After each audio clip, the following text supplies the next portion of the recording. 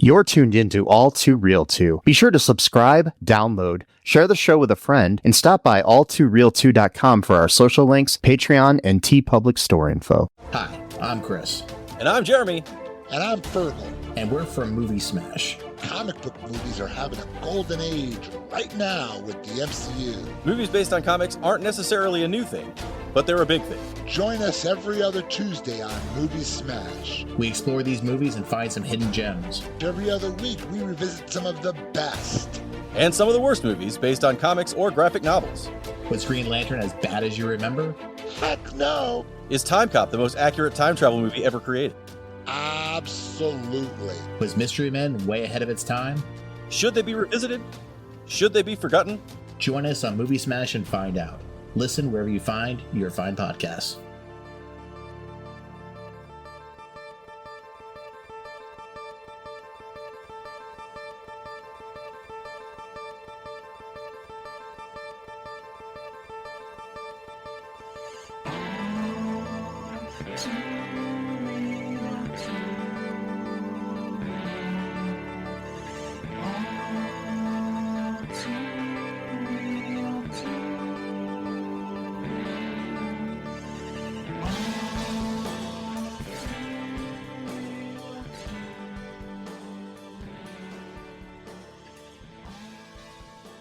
Okay, everybody, welcome to the latest episode of All Too Real 2.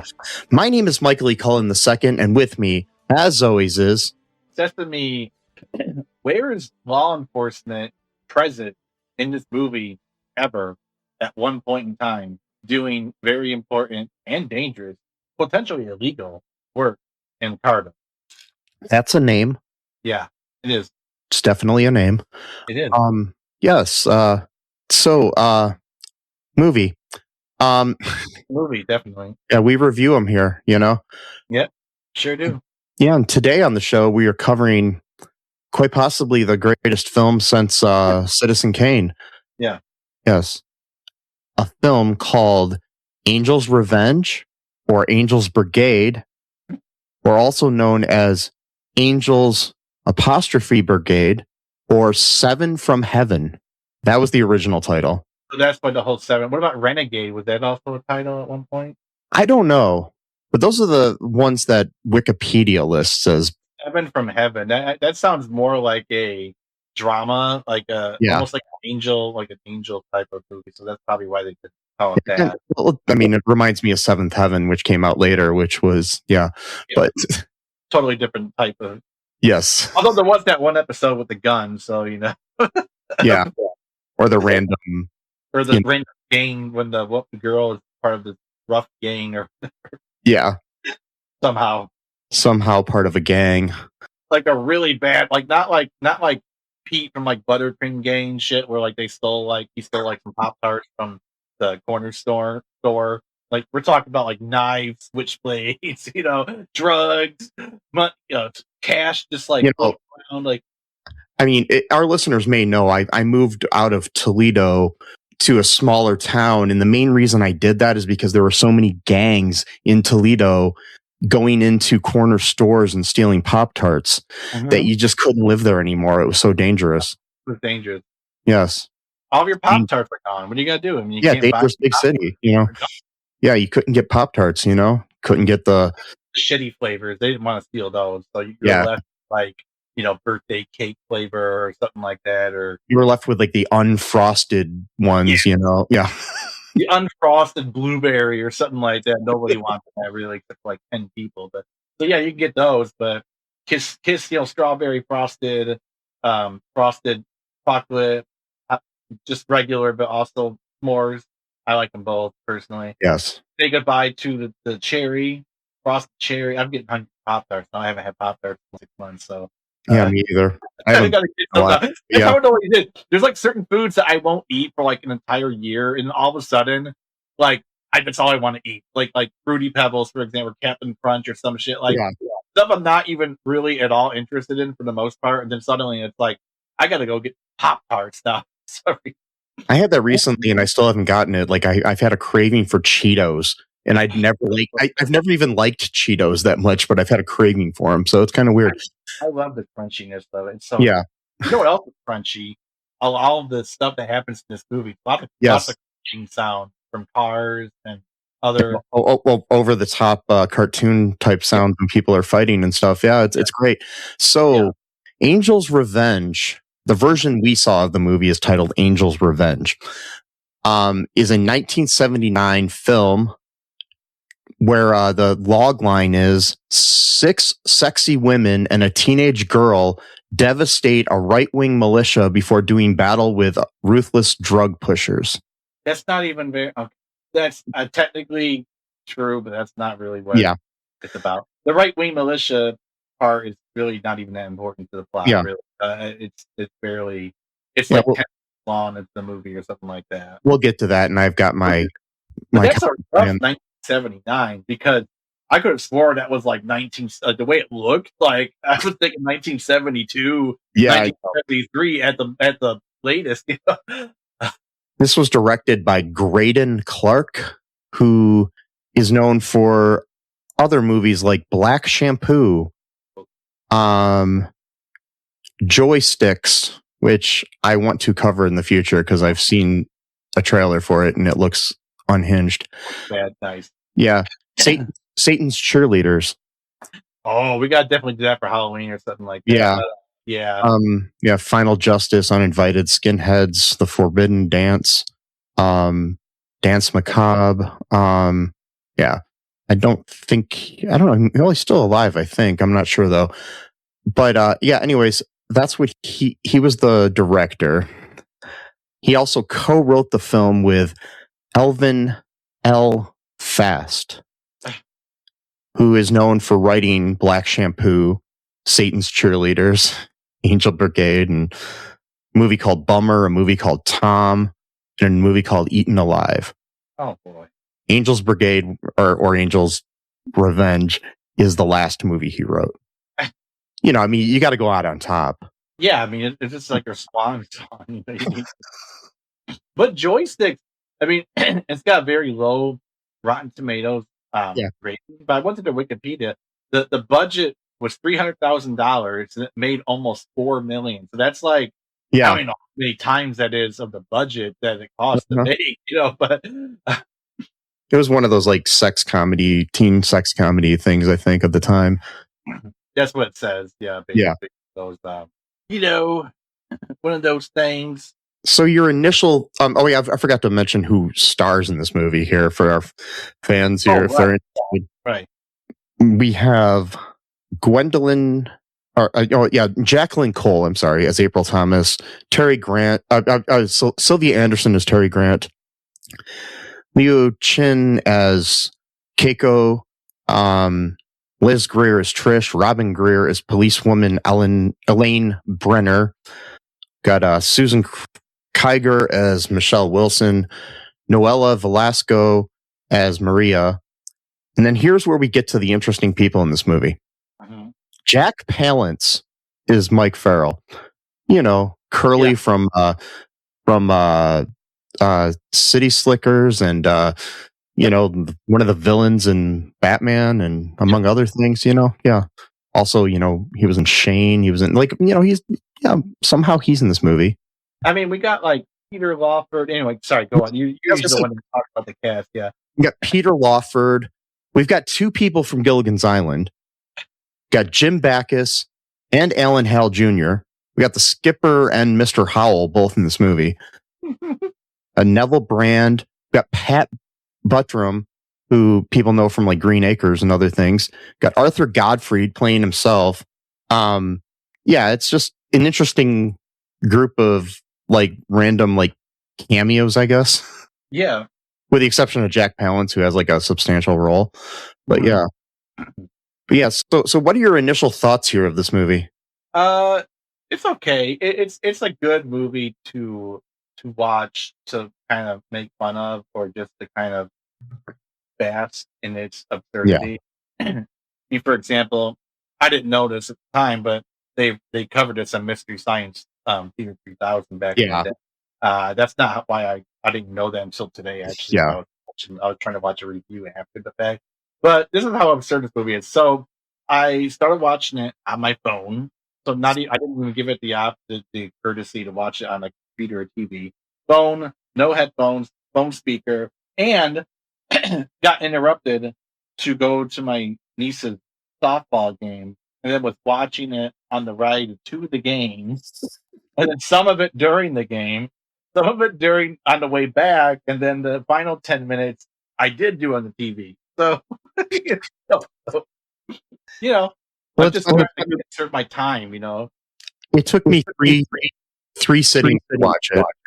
Yeah, and yeah, and I got distracted so many times watching it, like I couldn't pay attention. yeah, I got distracted a few times too. I was kind of zoned out. I would get captivated for a while, and then the scene would just kind of go on, drag on, and then I would just kind of like forget what I was watching and be like, oh yeah, this is right. This is where they're at the quote militia. I guess it wasn't really militia. I mean, it seemed like they were kind of a bunch of buffoons, but it's definitely a movie I would watch in like the middle of the night if like I just want to watch something to make fun of, or just kind of think it's funny in like the wrong way, like it's not supposed to be funny, but how terrible it is. Yeah. No offense to the actors, I mean, again, it's like sometimes the actors themselves aren't bad, but it's like the overall situation just kind of comes together in a way, and sometimes you can't really dictate how it how it sounds. Pretty much our Seven from Heaven chicks are are like models and Playboy playmates. So it's weird because sometimes they were acting terribly, no, and other times they're acting good. So it's like, I don't really know where the disconnect was. Yeah. On that, maybe they didn't know some of their lines at first. They were just told to like hurry up and record or whatever. I don't know. I'm pretty sure could be the direction. Yeah, it's an interesting thing too. Here is the fact that the cinematography in this film. The cinematographer was Dean Cundy. Okay. Who he is known for working. So he's known for working with John Carpenter, Robert Zemeckis. He was the cinematographer for like the Back to the Future movies, Who Framed Roger Rabbit, Halloween, Escape from New York, Halloween 2, The Thing, Halloween 3, Big Trouble in Little China, Psycho 2, Roadhouse, Jurassic Park, and then he made his directorial debut with a good old All Too Real 2 classic, Honey, We Shrunk Ourselves. Wow. Yeah. He also shot the Adam Sandler Jack and Jill. Oh, okay. There we go. But yeah, but he also he shot like Apollo 13. I mean, that's one of the most beautiful movies shot. It's like very hit or miss with them, basically. Yeah. But actually, I mean, most of his career is pretty good. I mean, you got The Fog and Escape from New York and Halloween and The Thing and Big Trouble in Little China and stuff like that, and Jurassic Park and Apollo 13 and stuff. It's just like, I don't know, it's crazy. But yeah. So yeah, what goes down in this movie here, Sesame? So the first 10 minutes or so, maybe almost like the first 13 minutes, we're at this they're basically taking out like a compound, and like they each woman is doing something different to distract the guards or do whatever to get inside. There's a bunch of explosions, people shooting. I got kind of confused for a second because I thought a woman got killed by one of the guards, but then it seemed like she came back, or is that a different one? I don't really know exactly what happened. Came back. It was like a fake out. So she didn't really die, but she just stayed in the thing for a while for no apparent reason. I don't know. Maybe she killed the guy and was just like looking at his dead body for a few minutes, admiring her work, or something like that. I don't know. Yes. And so this goes on for about 13 minutes, and at one point, one of the main characters is told to jump into their van. They got a van. He's like, just jump, and she's like kind of scared of heights. Like, jump, and then like right before she's a jump, it freeze frames. Yeah, it literally is the meme. Like sometimes you see like a Facebook or social media there's a meme where it says like record scratch. I bet you wonder how I ended up in this situation. This literally is in the movie though. Like that's not a meme. Like this actually is in the movie where she's like I bet you're wondering how I end up here or something like that. Along those lines. So I started watching the original version of the movie because they edited it for this version. Right. Okay. The regular version tells the story in chronological order.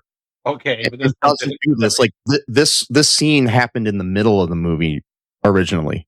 I mean, it makes sense that it would happen in the middle of the movie. That's probably why they had to then do the. I still have I have no idea why they edited it this way, unless they just wanted to have like a big action sequence at the beginning of the movie, which would make sense. To, like hook you in, something like that. And so she's like, I'll take you back, whatever at the beginning. And then she's a high school teacher, I think, maybe junior high, and there's a drug dealer who's been getting some of her students hooked on drugs, and so she wants to essentially stop him from doing it. And so she like almost immediately like escalates the situation into like, I made a plan.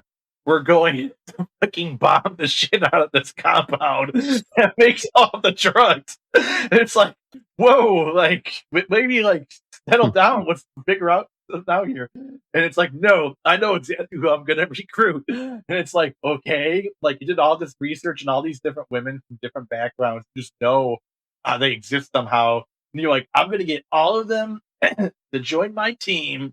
And then there's this one scene too where the guy this kid wants to buy drugs, he doesn't have any money, so he wants to like give him like, like I don't know, a ring or something like that. And the guy's like, no, I don't do collateral, just come back with cash and then we'll deal.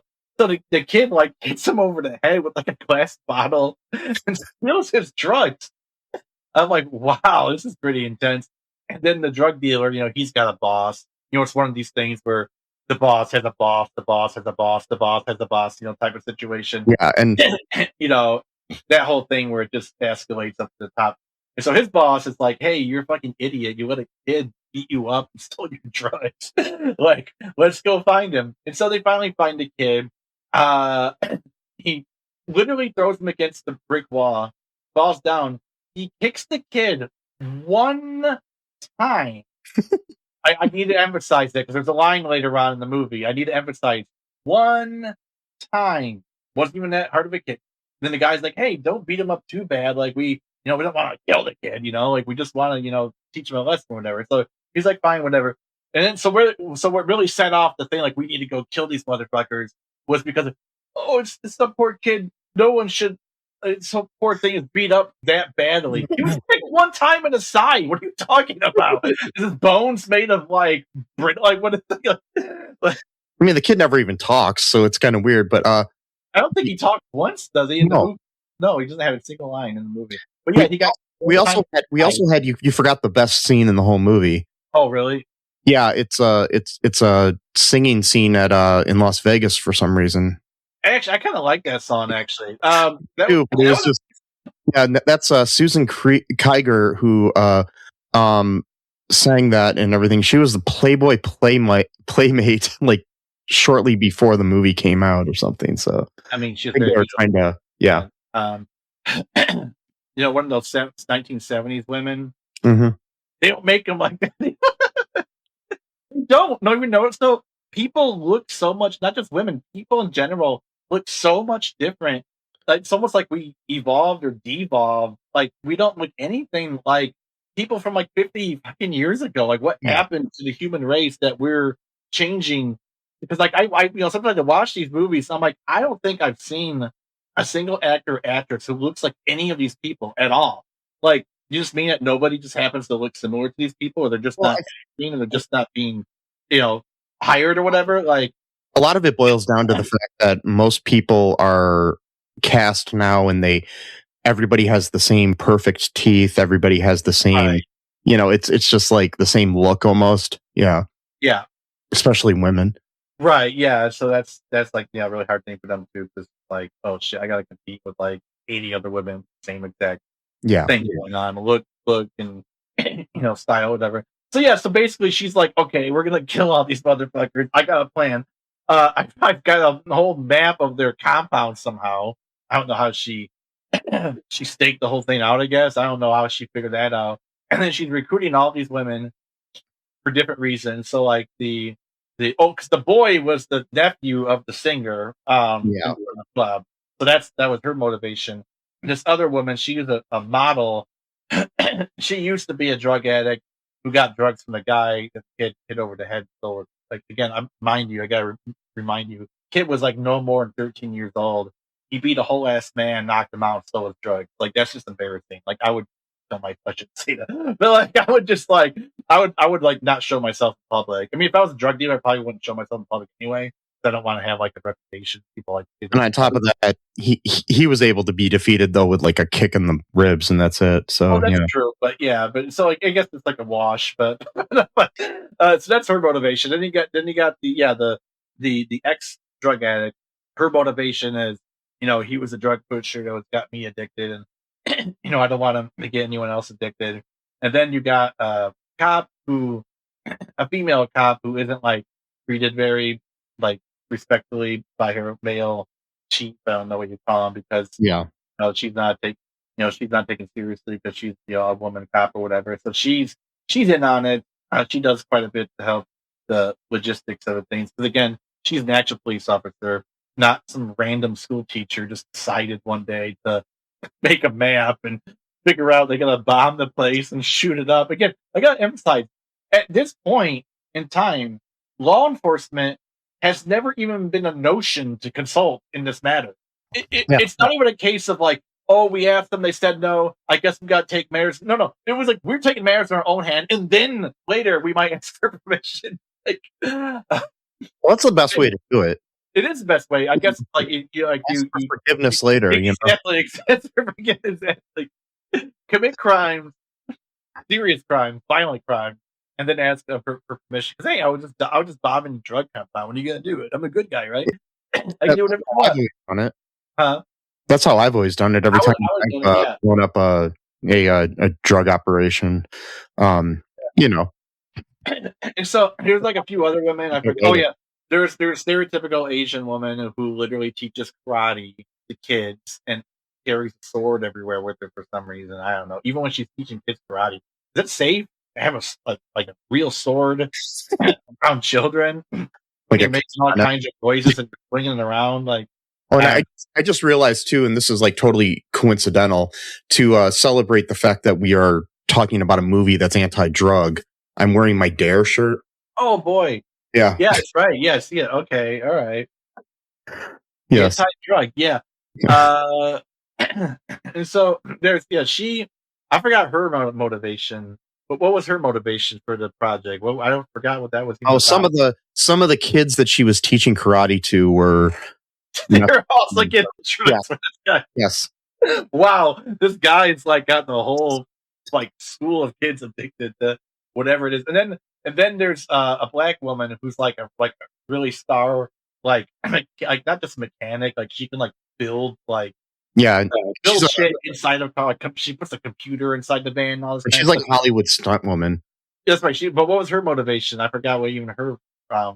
If she even had one, or she just decided to go along with it, or I don't know. Maybe it was like she's a stunt woman. She'll help us out. I don't know. So she's like not just like a mechanic. Like she literally built TV in the 1979 van, a computer basically, in like 12 hours or something like that. And anyway, what else happens? I know that the militia comes in at one point. So I mean, their first thing is that they need to get like the weapons that they need. And so they realize that this right wing militia has the weapons that they need, and they're trying to figure out a way to get into that. And one of the women poses as like this rich woman who's going to donate money to the to this group, which is called what was it like? American Rights. American Right or something. Yeah. They like they're gonna do American Right, and yes, and and the leader of this group is played by Jim Backus. Sure, Mr. Howell. Why not? Yeah, Let's Mr. go. Howell. But I like to point out the fact is that he's a really great actor, but sadly his whole career got boiled down to the fact that he was on Gilligan's Island and he was the voice of Mr. Magoo. I know. But like, Yeah. if you watch Rebel Without a Cause from 1955, he plays James Dean's dad in that with one of the most heartbreaking performances I've ever seen in a movie. So yeah, it is very sad when you get. It's kind of like the guy who played Ernest. Yeah, You know, wasn't he like? No, he was like a Shakespearean trained actor. So. I was saying, and then you know, then his whole career is like, ooh, and it's just like, oh, it's just so sad. I mean, he also was the original Slinky Dog in Toy Story, and then he did other things. Well, so yeah, all right. Yeah. Well, that's something. Yeah. Yeah. Beyond that. But Do you know the character of Ernest actually started off as like a commercial or some shit? it was like a dairy commercial. Yeah. Sorry, yeah. He's just like hanging out, like stalking his neighbors, essentially, like going up to their windows, like telling them about dairy products. Like, dude, get the fuck out of here! Like, what are you talking? No, that's what the whole thing is. He ended up advertising a bunch of different things. I remember in the early '80s and mid '80s and stuff like that, Ernest was like a spokesperson for like tons of different products. Like before he got his own like movies and TV show and stuff. Yeah, I watched a documentary about him recently. So yeah, because I'm weird. But anyway, so Jim Backus plays this like bumbling, leader of this white supremacist group, and she comes there and she brings the black girl with her as her like chauffeur, and so we have like some racist things there where they don't want her in there and stuff like that, but she ends up later.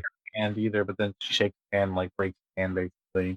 But I do like the fact that they have her end up, she like smashes his hand, and like when she, does that, and then later on she's like taking out these guys too, like when not to dinner or anything, but taking them out like back.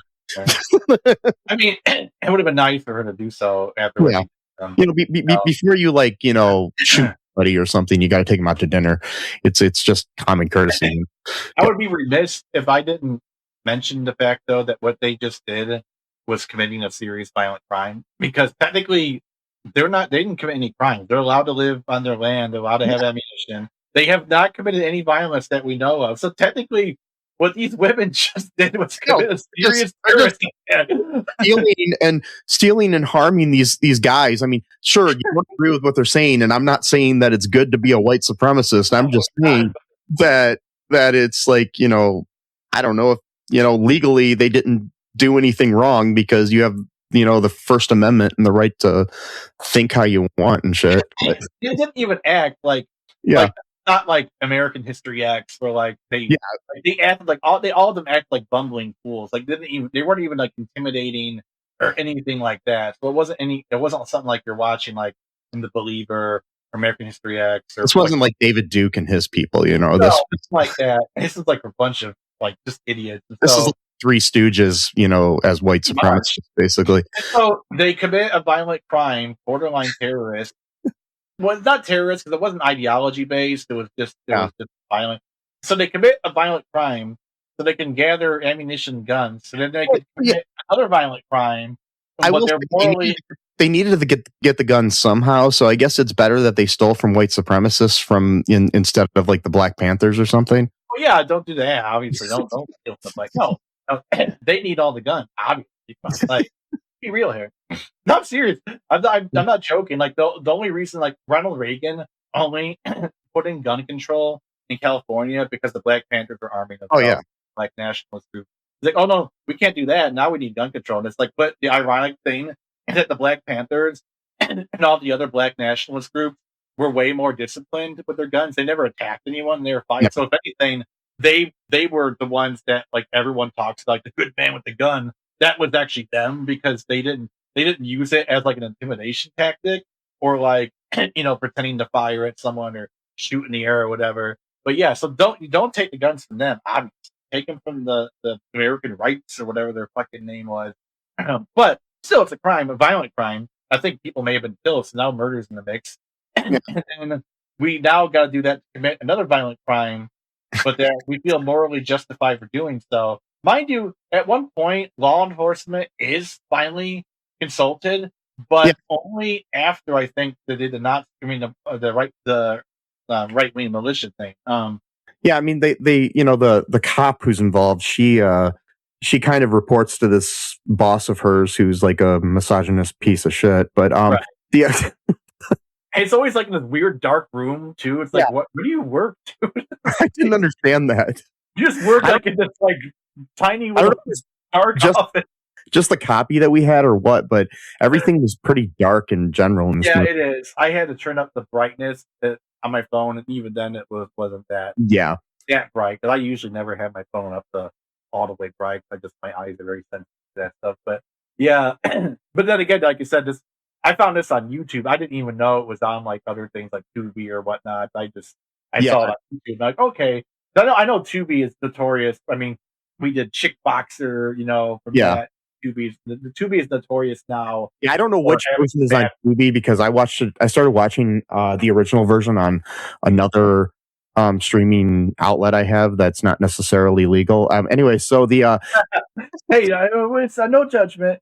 Yeah, I didn't do anything like that at all. The Flash original series 1990. Anyway, nothing like that at all. Technically, it's okay because I had the Blu-ray. And then, but the Blu-ray player broke, and I never got another one. So technically, I'm in the clear with that one. So it's all good. I do not own a copy of this movie. Well, there you go. There you go. They're gonna come after you. The Angels Revenge makers. They're gonna be like, "Hey, you took never mind the fact that it's on YouTube for free." And by free, I don't mean YouTube. It's also, the only other place streaming is Tubi for free as well. So it's like right. I wouldn't be surprised they put it on Flex at one point, but anyway. Then again, I love Tubi. Tubi is a great place to watch movies. Tubi is great, even though it's owned by Fox, but it's great, and it's so many movies that we have reviewed have come from Tubi. And you can find great movies like Pi Day Die Day on there. I highly recommend that movie. For no reason whatsoever. It has nothing to do with the fact that I directed it and Sesame appears in it, but it's scene, and I do some of the music. Actually, I do a lot of so is it still on Prime, or they take it off Prime, or Amazon Video? I don't know if you might be able to rent it there, but yeah, no, it's on Tubi for free. So yeah, awesome. But anyways, back to the movie. They So we got this high schooler that joins them too after things go on that is like a friend of a former student of the teacher and shit. And she keeps wanting to do things, but she ends up getting regulated to be like the girl waiting by the phone. A kid. I mean, she's like 14 or some shit. I mean, obviously, no. I would want her, but eventually she ends up saving the day in the end. So it's all cool. So they miss what's the word? They whatever. Not misunderstood. Misjudged her. Misjudged her. I don't know why I couldn't think that. Anyway, I need to start taking Prevagen. Underestimated her, maybe. Yeah. There you go. That's the one. Underestimated. Thank you. Misestimated her. I'm not sure if that's the word or not. It's not. Like a Trump word. Misestimated. I misestimated Iran's. And now I gotta pay the price. I just said, I don't know, whatever. That's a pretty good Trump. Oh, thank you. I saw today when we recorded this that he was talking about, because Spirit Airlines went out of business, that he's saying, they had the chance to merge with I think it was like the People's Airline or something like that, which went out of business in the late 80s before Spirit was even created. They're gonna bring it back, man. He says Obama stopped them from merging together, which they couldn't have merged together because the one ceased operations before the other one even started. So, and it was in the 80s too, long before Obama was even thinking of becoming president. It's like, what the? Yeah. Quick little side point here. So remember joystick? You're talking about joy. What was it called? Joystick? Yeah. So I did a calculator. So joysticks made 13.17 times the amount the movie actually cost. So That's pretty good. That's a good return. I would say that's pretty good. I can't find what this movie cost or how much it made. I don't know. There's not much you could find on this thing. Just like, I mean, this from what I understand was like one of those movies that they played at drive-ins. You know, it was like it's like one of those, where it's like you get to see multiple. Yeah, it's like their like a grindhouse type of film. Yeah, you know, all that. And this was obviously trying to be a cheap knockoff of Charlie's Angels, which was hot on TV shortly before this. It's a little bit different, but like the fact they even called it Angels and Revenge, and you know the missions that they go on, you know, etc., which is basically the whole like. And I wonder if that was like an afterthought too, because they changed it to Angels Revenge and Angels Brigade, right, from the Seven from Heaven. So yeah, because Seven from Heaven, it's not a really. I mean, it's a cool name, but it doesn't really show what it's actually about, right? And so it's not. I mean, back then people had, I guess, they had better attention span, so I guess maybe you could get away with it. Nowadays, you can't. If you can't get someone hooked in like 2 seconds, like you know. So back then. And I forgot to mention too, earlier on in the movie, we did have Alan Hale Jr. from Gilligan's Island, who was the manager of the singing Seven chick. So yeah. Okay. Yeah. Yeah, she was pretty good. She was decent. That song was not pretty bad. It was actually it was decent. It kind of reminded me a little bit of the what was it? I'm trying to think. The one where it was like the guy's like, I know how to be a master. Like he was like, oh yeah, the apple. The apple. It kind of reminded me of the song that she sings a song called Speed or something like that. Yeah. She sings another one too, but it sounded like one of those songs that was like written for a movie, kind of like one of those, you know. But you know, it's decent. I think this movie is actually not. I mean, it's bad, but like it's still entertaining. Like it's not like one of those bad movies like Chick Boxer where like literally nothing. See, like there are 5 minutes of tying your shoes. Like literally, I'm not joking. Like the first 5 minutes of Chick Boxer is her tying her shoes. Yeah. So my thing with this is like this would be a good candidate for a movie to be remade. Yeah. In modern times, you know, a lot of times the thing I hate about remakes is most of the time they'll take a good movie and remake it. Yeah. Take a bad movie and remake it and make it better. Make it good. Yeah, exactly. Why don't studios do that more? I mean, I guess they think because the first one failed, they, you know, probably won't have the ability to. Yeah. Not necessarily. I mean, it could have just been they could have made it at the wrong time. Yeah. You know, other variables, you know, that played, you know, a part into it. And plus, too, I'm just saying the thinking of the studios is probably like, plus, you know, not too many people know about a lot of these movies that failed. So, you know. Then again, that would be fine then because they'll come in with fresh eyes, be like, oh, it's pretty interesting. You know, they make a decent trailer or whatever. And I mean, but the thing is, like, you did have, like, you know, Tarantino for years taking these type of movies and having them influence his movies and kind of remixing the sort of thing. As much as I don't like Tarantino as a human being, but I do like his movies. He's a genius. So it's like, So and really pretty good. I mean, like Kill Bill. You know, obviously those two movies are great. Inglourious Basterds is really great movie. I was a big defender of that movie, even when it got highly criticized because what was the word? I remember people saying it was like revenge porn. Like, yeah, exactly. That was the point of it. That's literally that's the point of the movie. You got it. That's the point of it. It's you know, it's like a Jewish revenge film, essentially, like a what if scenario, which is fine. You know, I'm fine with it as long as it's equal. There's certain things, but I'm not going to get into that. But what I mean by that, but you know, it's like, and it's revisionist history, like a revisionist history too, like, or whatever you want to call it, like a good revisionist history, not like the white supremacist version. And the same thing Hollywood Man too. He did a revision on that too. So can't wait for the sequel to Hollywood, not Hollywoodland. I mean, what was that? Once Upon a Time in Hollywood. There we go. Yeah, Once Upon a Time in Hollywood. I can't wait. The sequel's coming out soon. He has no. He wrote it, but he's not directing it. David Fincher's directing it. Okay. And Fincher is my favorite director, so I can't wait to see that. So, yeah. Anyways, back to this movie. So we get to the point. You know, they end up. You know, we we had them, we started out where they were blowing up the bad guys and shit. And then after that, they thought they were, clean to go and everything was fine. And they ended up, before that, they had the shipment too that they had to get to of the drugs that were coming in. Oh, that was a dumb scene. Yeah, it was a dumb scene where they're on a beach and they're waiting for this boat to come in, and they end up like, sexually harassing these two men, and the drugs were inside the buoy, I think. Yeah, right? That was going on. Yeah, something like that.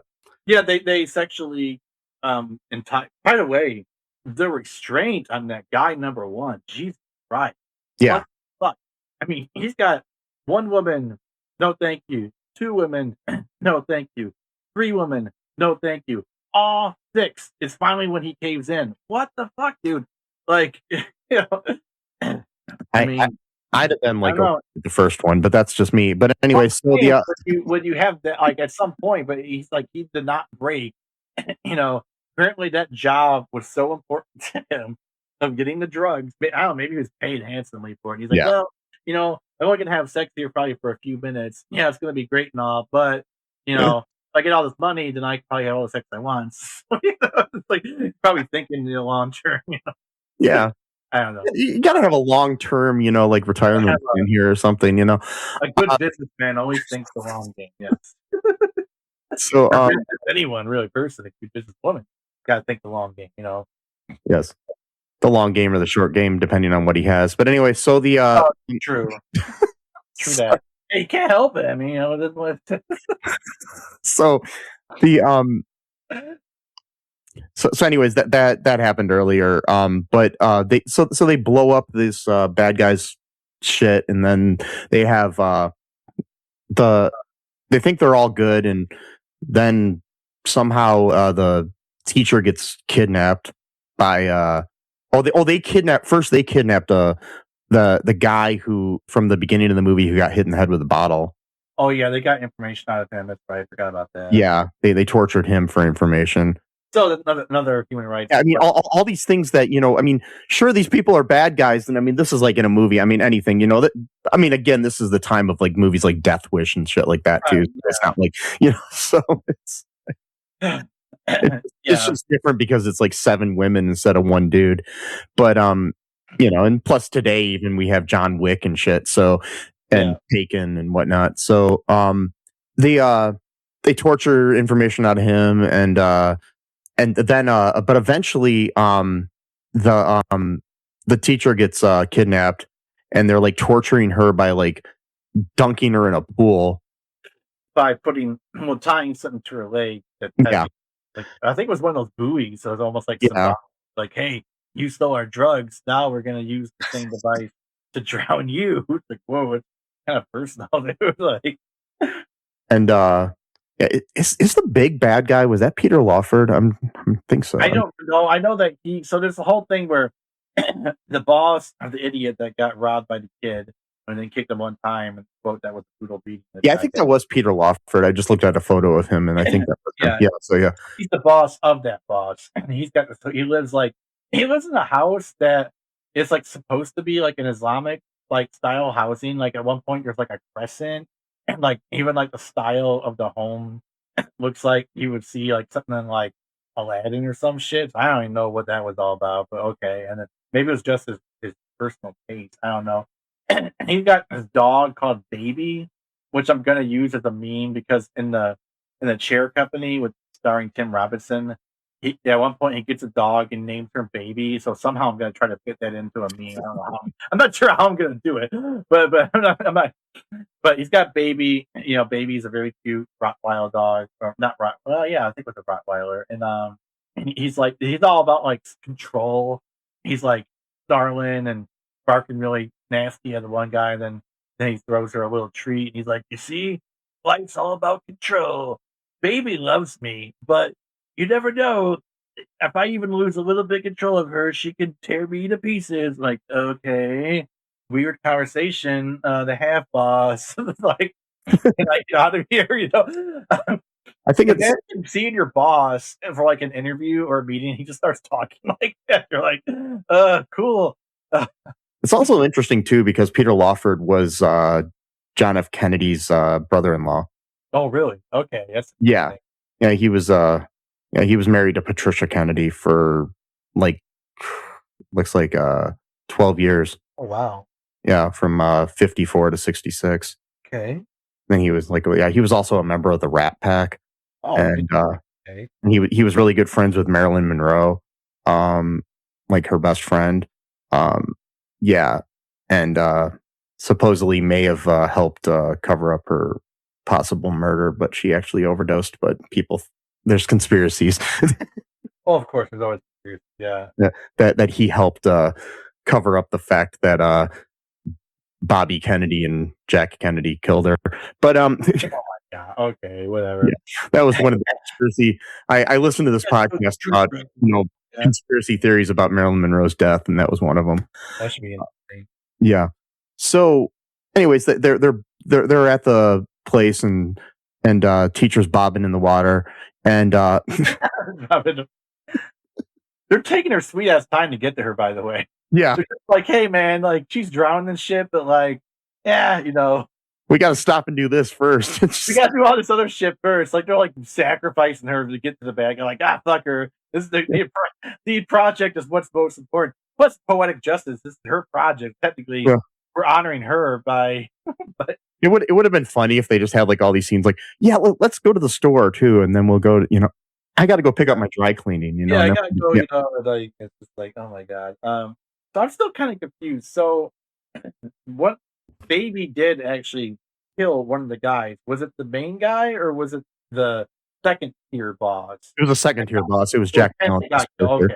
Yeah. Okay, gotcha. It was because they kind of look alike here and there a little bit, and so I was trying to remember. I think it's funny that Jack Palance's character is Mike Farrell, which is also the name of the actor from MASH.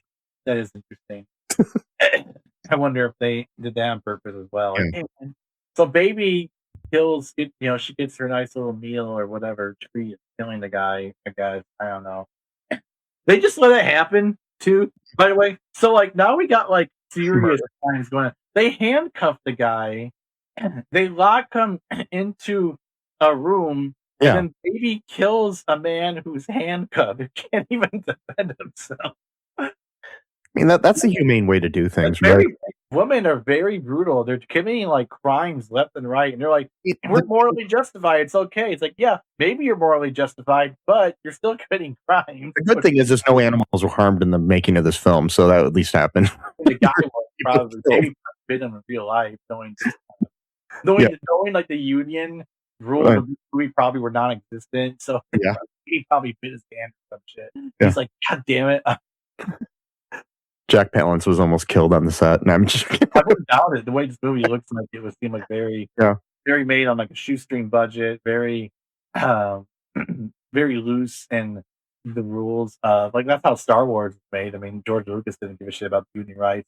At the same time, though, would we even get Star Wars had he done it? So it's like one of those kind of things of like, are you passionate, bro? Because we can make something great. You can make me lots of money, and you get a little bit, but yeah, and I get to become rich. You get to watch 9 Star Wars films over a period of 40-something years, and like 17,000 TV shows. Make you happy?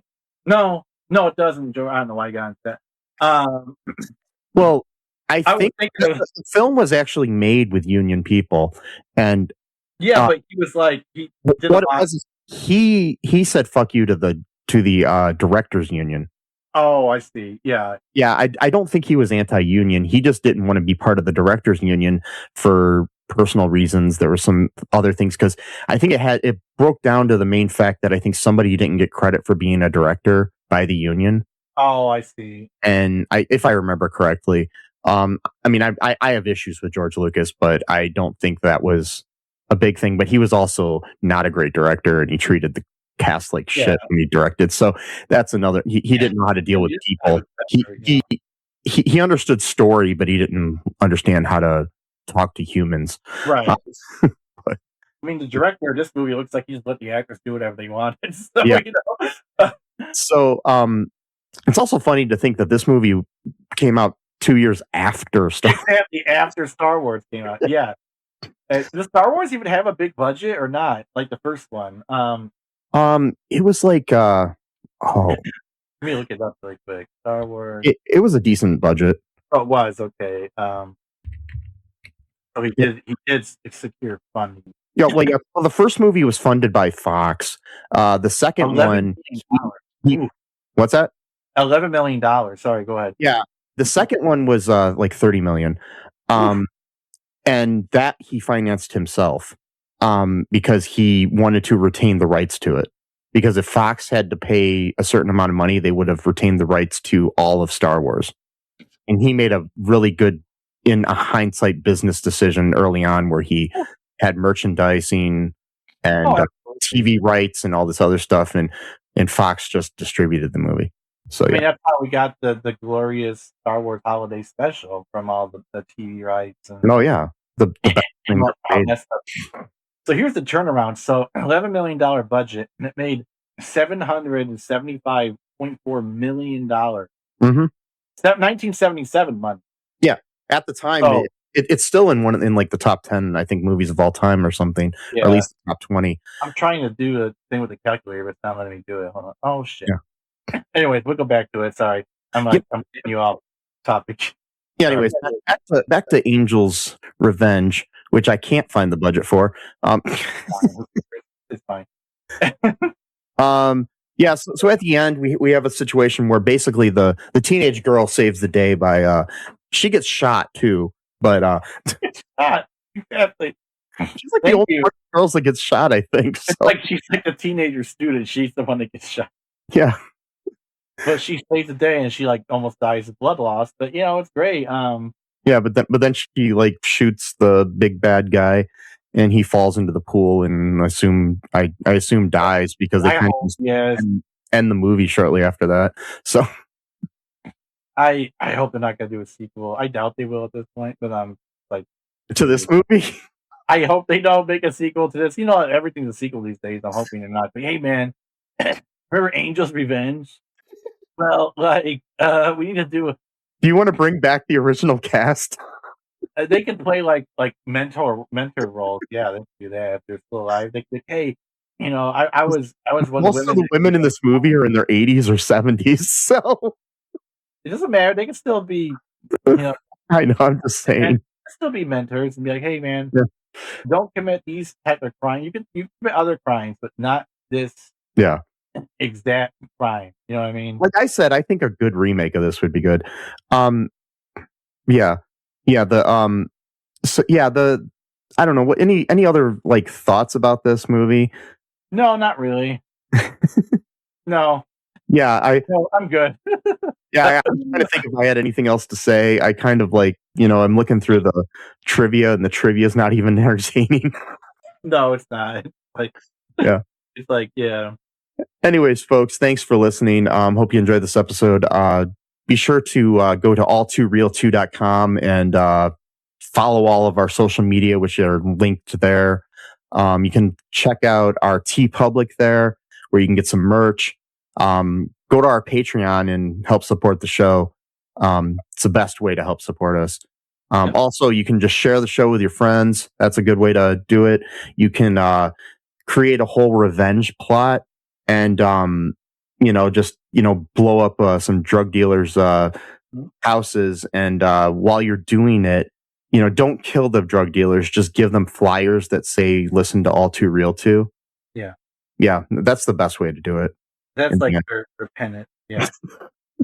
And, drugs are bad. Just, that, trans lives are human lives. No human is illegal.